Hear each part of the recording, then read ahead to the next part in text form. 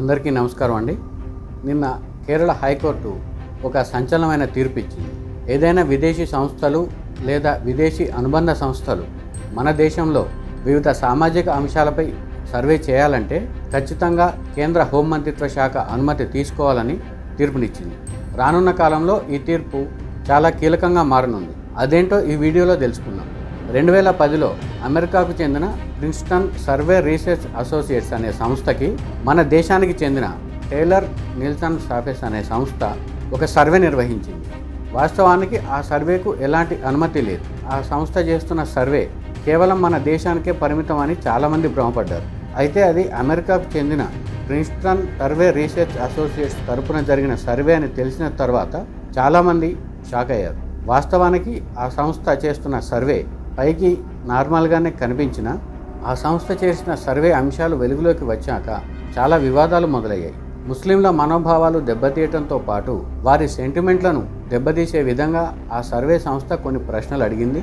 ఎలాంటి పారదర్శకత, ఎలాంటి అనుమతి, ఎలాంటి గ్రౌండ్ లెవెల్ రీసెర్చ్ లేకుండా కొన్ని ప్రశ్నలు అడిగి ఆ నివేదికను అమెరికాకు చెందిన సంస్థకి ఇచ్చింది. అయితే ఆ సంస్థ కేవలం తన ఆర్టికల్స్ కోసమో తనకు సంబంధించిన రిఫరెన్స్ కోసమో ఆ సర్వే రిపోర్ట్స్ను వాడుకుంటే ఇబ్బంది లేదు. పలు దేశాలకు ఈ డేటాను ఇచ్చిందనే అనుమానాలు వచ్చాయి. 2010లో ఈ సంస్థ చేసిన సర్వేపై పలు వివాదాలు తలెత్తాయి. రాజకీయ పరంగా కూడా ఇది చాలా దుమారం రేపింది. దీనిపై కేరళలో కేసు నమోదైంది. 2010లో ఈ కేసు నమోదైతే దాదాపు 15 ఏళ్ల తర్వాత కేరళ హైకోర్టు తీర్పునిచ్చింది. విదేశీ సంస్థలు కానీ, ఆ సంస్థ తరపున పనిచేసేవారు కానీ, ఆ సంస్థ తరపున సర్వేలు నిర్వహించే దేశంలో ఉన్న సంస్థలు కానీ సర్వే చేయాలంటే ఇక ముందు నుంచి కేంద్ర హోంమంత్రిత్వ శాఖ అనుమతి తప్పనిసరిగా తీసుకోవాలని తుది తీర్పునిచ్చింది. అయితే దీనిపై అంతకుముందు ఏ సంస్థలైతే సర్వే చేశాయో ఆ సంస్థలు ఇక్కడ మరో కీలకమైన అంశాన్ని చెప్పాయి. 2010లో తాము ఇలాంటి సర్వేలు దాదాపు 20 దేశాల్లో చేశామని, గ్రీన్ బెల్ట్ పేరుతో ఈ సర్వే నిర్వహించామని ఆ సంస్థ చెప్పింది. అయితే ఆ సర్వే నిర్వహించిన ప్రిన్స్టన్ అనే సంస్థతో పాటు మన దేశంలో ఆ సంస్థ తరపున సర్వే నిర్వహించిన టేలర్ నిల్సన్ అనే సంస్థ చెప్పిన వాదనలతో కేరళ హైకోర్టు ఏకీభవించలేదు. అంతేకాకుండా ఈ అంశంపై లోతైన దర్యాప్తు జరపాలని కేంద్ర హోంమంత్రిత్వ శాఖకు సిఫారసు చేసింది. ఒక అధికారిని నియమించాలని ఆదేశాలు జారీ చేసింది. ఈ కేసు విచారణ సందర్భంగా కేరళ హైకోర్టు కీలకమైన వ్యాఖ్యలు చేసింది.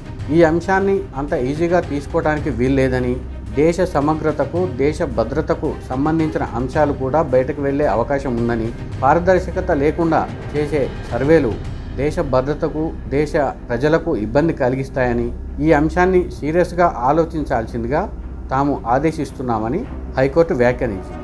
అయితే కొన్ని దశాబ్దాలుగా ఇష్టారాజ్యంగా కొన్ని సంస్థలు సర్వేలు చేయడం, ఆ డేటాను విదేశాలకు పంపడం, విదేశాల్లో ఉన్న కొన్ని సంస్థలు మన దేశానికి వ్యతిరేకంగా ఒక ప్రాపగాండా క్రియేట్ చేయడం అనేది కొన్ని దశాబ్దాలుగా జరుగుతుంది.